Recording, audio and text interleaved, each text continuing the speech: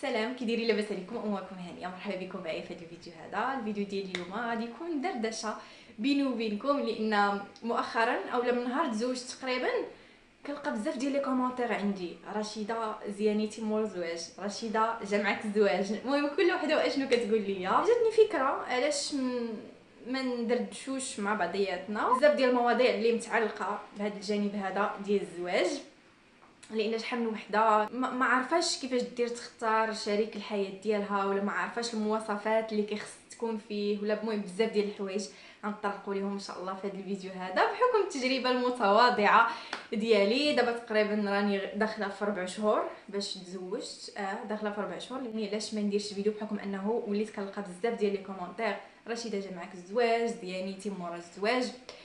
المهم البنات، شوفوا اول حاجه بعدا هاد القضيه هذه ديال جا معاك الزواج او زيانيتي من مورا الزواج، هادشي راجع للراحه النفسيه اللي كتعيشيها. راه كاين زواج اللي كيبان عليك من ناحيه الراحه النفسيه، وكاين زواج اللي ما كيبانش عليك. ملي تتكوني ما مرتاحاش نفسيا مع داك الشخص اولا ما عايشاش معاه مزيان، ما غاديش تبان عليك نهائيا، بالعكس غادي تدبلي، غادي تولي حالتك حاله. وهنايا فين كيخصكي من الاول تكوني ذكيه، وتكوني عارفه كيفاش ديري تختاري شريك الحياه ديالك اللي غادي يردك بحال الوريضه. ما غاديش اختي ديك الوريضه الدبال وتولي خايبه فهمتوا؟ خص هاد الزوج هذا اللي تختاري يشعلك بحال شي شميعه شاعله، شي وريضه زوينه حمراء ومفتحه. هكا كيخص تكون العلاقه الزوجيه. اول حاجه الراحه النفسيه كيف ما قلت لكم كتلعب دور مهم بزاف. وكيفاش توصلي لهاد الراحه النفسيه؟ كيخصك من الاول تكوني عارفه تختاري هذاك شريك الحياه، وتكوني راده البال بزاف ديال الحوايج اللي انا غادي نعطيكم الامور اللي اعتمدت عليها باش انني اختاريت الزوج ديالي. والحمد لله الاختيار ديالي كان صحيح مليار الف في المية. ولا رجع بيا الزمان اللور غادي نعاود نختارو بين الالاف ديال الرجال، لان المهم الحمد لله عايشه راحه نفسيه، الله يدومها عليا راحه. انا والزوج ديالي مرتاحه من جهته، حتى هو مرتاح من جهتي، متفاهمين. يعني كيف ما كيقولوا بحال شي فوله وتقسمات على جوج، ولا بحال البرمه. سمعت داك المثل اللي تيقول طاح الحك وصابغ طاه، ولا المهم شي حاجه بحال هكا. المهم انا غادي نعطيكم علاش اعتمدت انا، تعرفت انه هو داك الشخص هو الشخص المناسب ليا، ونعطيكم بعض الصفات اللي كيخصهم يكونوا في الراجل اللي غادي تختاري انه يكون شريك الحياه ديالك. نعطيكم بعض الصفات اللي شفتهم انا في الزوج ديالي، وعلى داك الشيء اختاريته. اول حاجه الصدق، ما كانش كيكذب عليا في حتى شي حاجه، وهذه مساله اللي هي مهمه بزاف. كيخص يكون واحد الوضوح في العلاقه من الاول، باش ملي كتجي نتيا تزوجي بداك الشخص وتجيو تعيشوا تحت سقف واحد ما كتصدميش.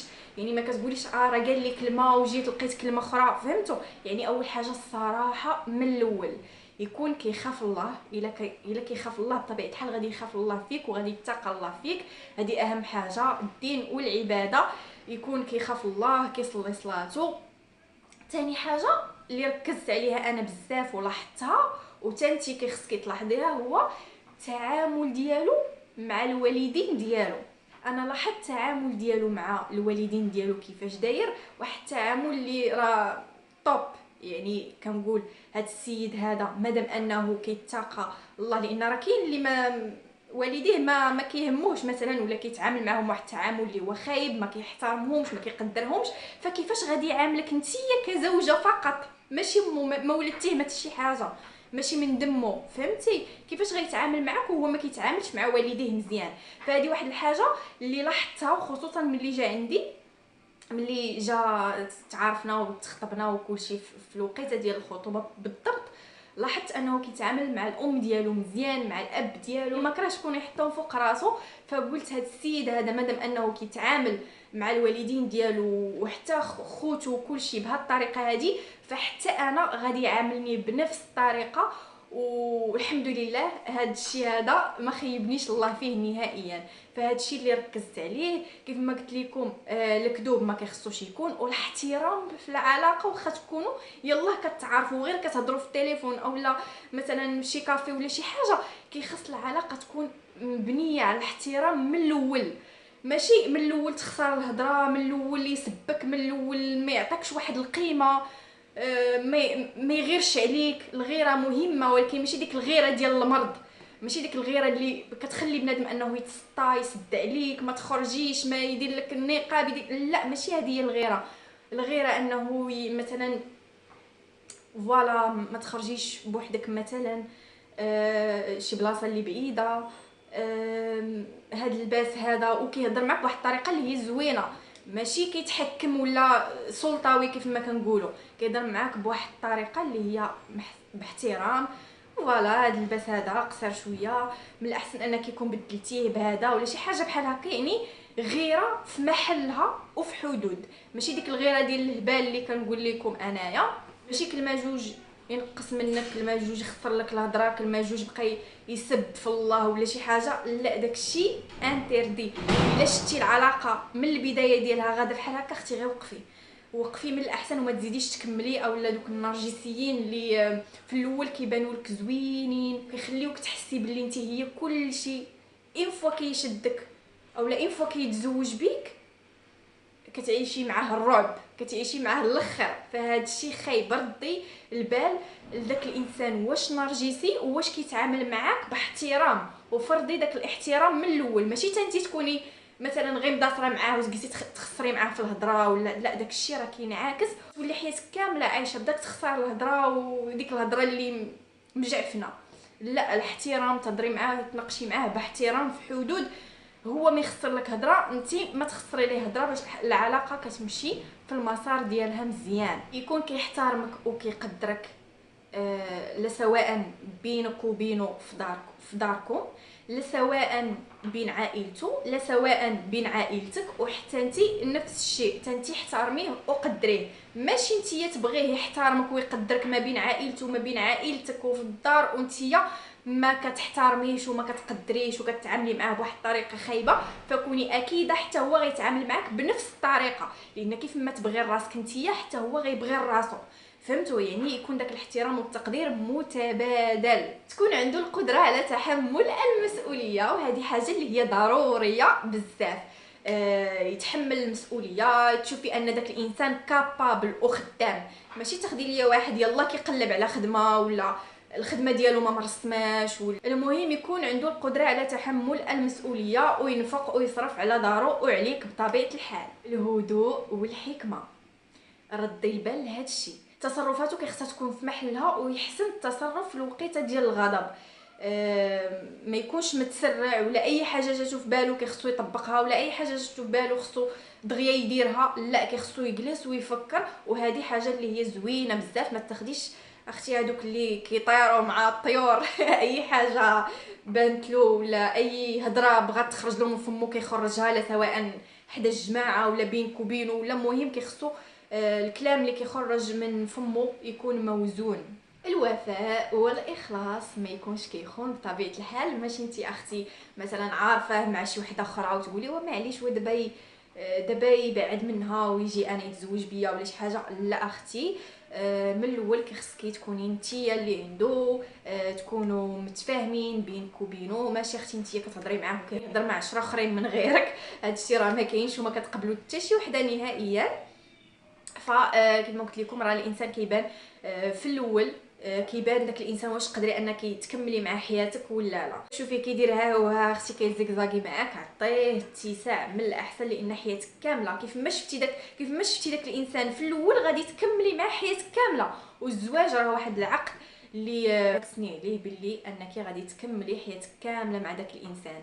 فهاديك السينياتور اللي كديري كتسني على راسك واش غادي تعيشي مزيان ولا غادي تعيشي خايب. فردي البال اختي لهذا الشيء اللي قلت لك، وما تسرعيش. ماشي تزوجي غير حيت باغا تزوجي، ما تزوجيش غير حيت شتي فلانه تزوجات، ما تزوجيش غير حيت كيقولوا فوالا راه وصلت لواحد اللاج وما تزوجاتش. لا اختي، تبتي ورزني واختاري مزيان وردي البال للتصرفات، وان شاء الله غادي يدوز كلشي بخير وعلى خير، باش في الاخر تعيشي راحه البال ويقولوا لك انت اختي جا معك الزواج وزيانيتي وتبوغستي.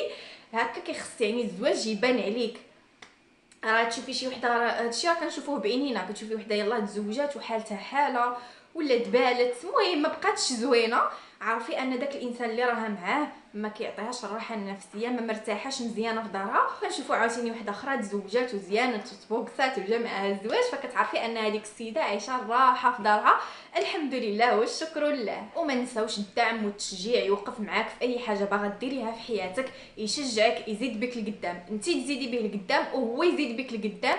ماشي انت باغا تزيدي وهو كيردك اللور، ولا هو باغي يزيد وانت راه كيقول لك الرابح من المراه والخاسر من المراه، والعكس صحيح. حتى المراه راه رابحه من الراجل وخاسره منه.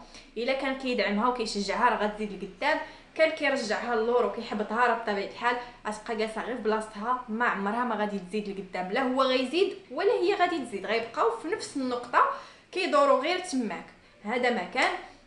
ونتمنى ان اي وحده باغا تتزوج ردي البال لهادشي اللي قلت لك، وحسني في الاختيار ديالك، لان تقدري نتيا بالاختيار ديالك تعيشي مزيان، وتقدري بالاختيار ديالك تعيشي تعيسه حياتك كامله. فاش وصلك اختي لهادشي كامل؟ من الاول اختاري الشخص المناسب اللي كيخاف الله وكيتقي فيك الله، كيتقى الله فيك وفي والديه، وكيصلي صلاته وخدام خدمته وداخل سوق راسو. وما مبليش، هذه واحد النقطه مهمه ونسيت ما ذكرتها، ما يكونش مبلي. كيتعاطى مثلا شي مخدرات ولا شراب ولا ما عرفت كارو ولا، اختي الله يعفو على الجميع، ولكن ماشي على حساب تعاستك. انا تنقولها لك، لاحظتي انه كيسكر ولا كيدير الحشيش ولا شي حاجه، اختي عطيه اتساع، لان داك الشيء راه مضيعه ديال الصحه، مضيعه ديال الفلوس، المورال حتى هو ما كيكونش. راكم عارفين اللي مبليين الله يعفو على الجميع يقدر يمشي يسكر تا يسكر ويجي انت يقلب عليك الدار، ولا يتحشش ويجي ما عرفت يضربك ولا شي حاجه. اختي راه البليه صعيبه بزاف. وعندك تسمعي لهذاك اللي كيقول لك مثلا كتكوني عارفه مبلي وكيقول لك وغير نتزوج غنقطع، ولا راني قريب نقطع، ولا راني كنقطع ولكن كنرجع، وراني غادي في تحسن كذا. لا لا لا اختي غير عطي لك الشيء اتساع.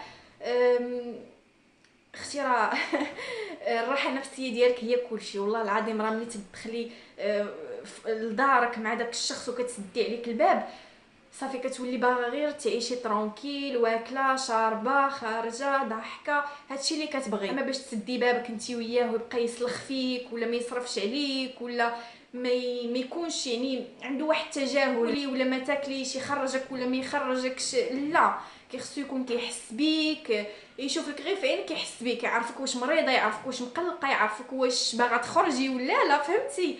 يعني خدي الشخص اللي كيف ما كنقولوا طاح الحك وصبغ طاه. هادشي اللي كاين اختي.